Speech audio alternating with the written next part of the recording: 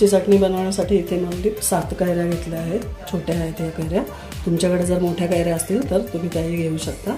मी इथे 7 कैऱ्या घेतलेल्या आहेत कच्च्या, 8-10 हिरव्या मिरच्या घेतलेल्या आहेत आणि 10-15 लसूणच्या पाकळ्या सोलून घेतलेल्या आहेत। आता या कैऱ्या आपण पहिल्यांदा सोलून घेऊयात।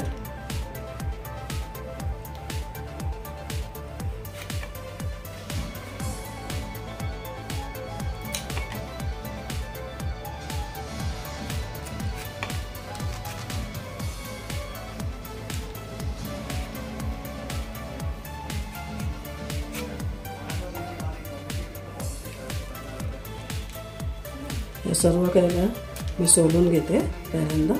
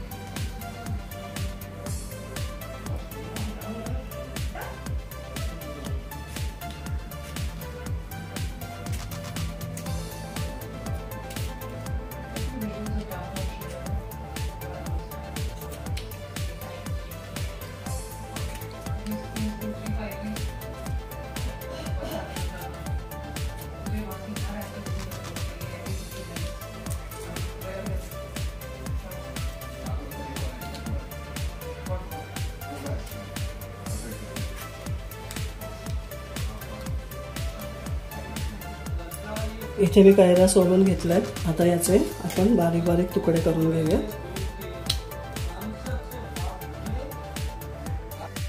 इथे कैरीचे तुकडे करून झाले आहेत। आता मी मिक्सरच्या भांड्यामध्ये मिरची, लसूण आणि कैरी हे घालून घेते।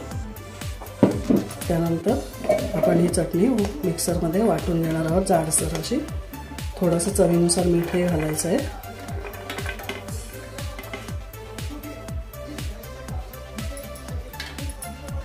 यामध्ये आता मी थोडंसं मीठ घालून, चवीनुसार मीठ घालून, पाणी न घालता हे जाडसर असं वाटून घेते। पहा इथे आपली कैरीची चटणी वाटून झाली आहे। अशी जाडसर चटणी वाटायची आहे। आता ही मी डब्यामध्ये घालून फ्रीजमध्ये ठेवणार आहे।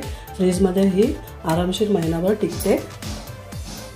इथे आपली अगदी झटपट आणि साध्या सोप्या पद्धतीने तयार होणारी कैरीची चटणी तयार आहे। वेळात वेळ काढून माझी रेसिपी पाहिल्याबद्दल सर्वांचे मनापासून खूप खूप खूप धन्यवाद। पुन्हा आपण भेटू अशाच काही नवनवीन रेसिपींसोबत। धन्यवाद।